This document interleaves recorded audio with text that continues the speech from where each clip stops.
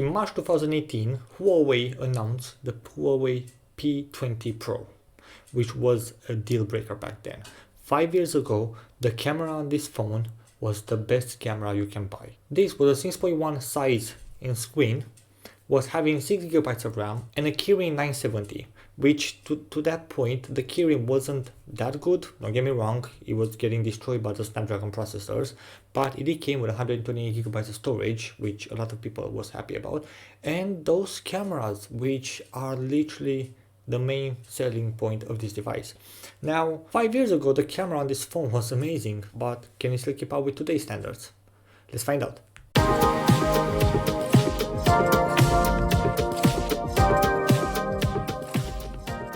I've been using this device for about 1 week and I'm not gonna lie, but I'm pretty impressed. Now we're going to talk about the good and the bad, and let's start with the bad. There is no software updates, it's running Android 12 with EMUI 12, is not the best software experience. I'm not gonna lie, but I still hate the Huawei's decision of customizing this device and how it looks.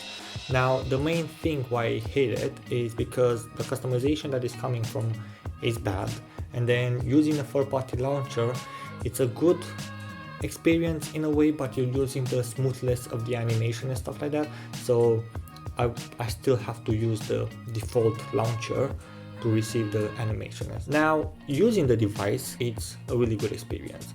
You don't get any lag, you don't get any problem, you'll use the device like a normal device in 2023. The quality of the screen is pretty amazing, especially for today's standards. The speakers are decent, don't get me wrong, they are not the best ones, but they're decent. There's still a dual display here, you have one in front and one on the bottom.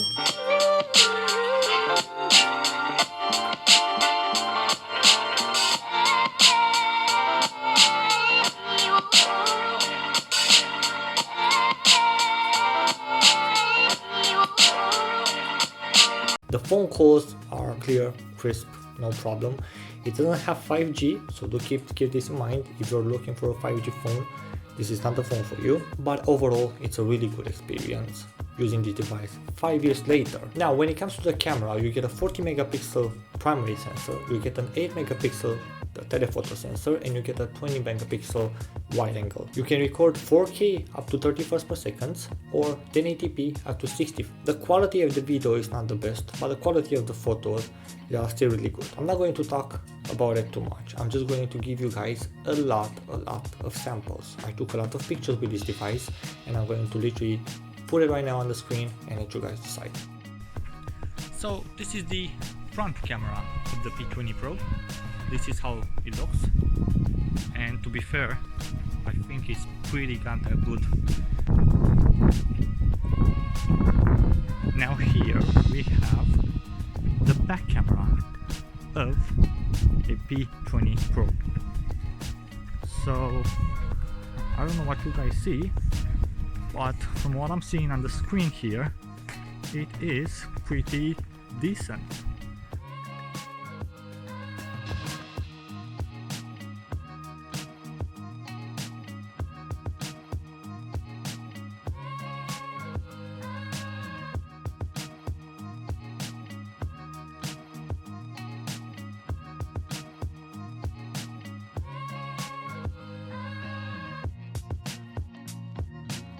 Now when it comes to gaming, this is a hit and miss, so this is where the phone actually struggles, but depending on the games that you're playing, and to be fair, depending on what device you're buying in 2023, it might be actually better than other games. So let's start with Genshin Impact. When it comes to Genshin Impact, you will have lags. The game is still playable, don't get me wrong, but you will get some lag from time to time. I personally, for me, it's a big deal, but not quite, because I'm not buying phones for games. I don't game on my phone, so it doesn't really bother me. But if I will have to game on this device, it won't bother me, especially for the price that you're going to pay for this device. It's like $100 at the moment, and it's still beating one of the top mid-rangers on 2023. So I'm happy with the results. I'm not gonna lie, I'm really happy with the results. Asphalt 9, there is no lag. You can play the game completely with no problems. Literally the best experience. It's like playing on a high-end device. No lag, no problem. So you'll be happy with the experience. When it comes to Need for Speed No Limit, now here no lags. To be fair, actually runs better. Probably is runs the best, well, the number 2 best of all the games that I tested. Now the new one, Honkai Star Rail. Here you get a lot of lag. So in this, the game is still playable because it's a turn-by-turn RPG, so you don't have to press the buttons non-stop. It's your turn and it's the enemy's turn, so you can still play the game, but you will get a lot of lag in this game. So you will have a good experience, maybe a little bit less than good experience, but at the end of the day you're paying £100 for this device.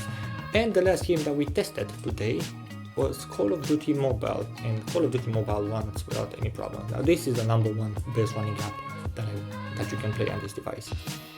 There is no lags, there is literally no shutters. You will have fun playing this game, you will enjoy your time, and you will manage to even win some games. Now let's talk about the battery life. Now I purchased this device from eBay, so I don't know if the original owner changed the battery or not, but I can still get about a day. I had to use this device more than I would use my phone because I have to do tests on them, so you know, make pictures, record, play games, etc. And I will manage to finish the day about 6-7 p.m.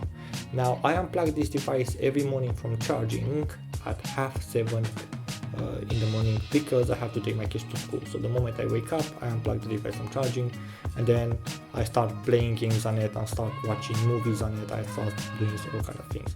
So I will say it's a good experience, but I can't say if this is a battery old for 5 years or if it's 2 years or if it's 1 year. So I can't comment on that one. Now when it comes to the fingerprint is literally over here. And I can tell you right now you won't have any problems with it. When it comes to the design to the phone, yes, you do have a little bit of bezels here, and then here the cutout. So I don't understand why the design was chosen like this. You know, I'm not a big fan. But with the bezel that you get, you know, what can you do? At the end of the day, you get a good quality screen. You get a beautiful design, especially this color. I was always a fan of this color. I had the phone when it was first released, and I was literally a big fan. I will say it passes my design choice in 2023, only because I get a lot of things, a lot of advantages with it.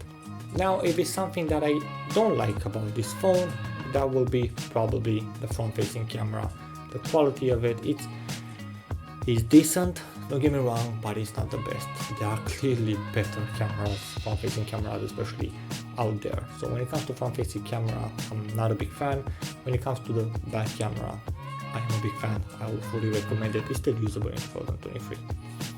But yeah, this was my review of the Huawei P20 Pro, which was the king of photograph in 2018. It's not the king in 2023, but it's still pretty close to the crown. But at least this is my opinion. Tell me what's your opinion in the comments below. Thank you very much for watching, guys. I really appreciate you staying until the end. If you do like it, please like and subscribe to the channel. It really helps me a lot. And I will see you guys in the next one.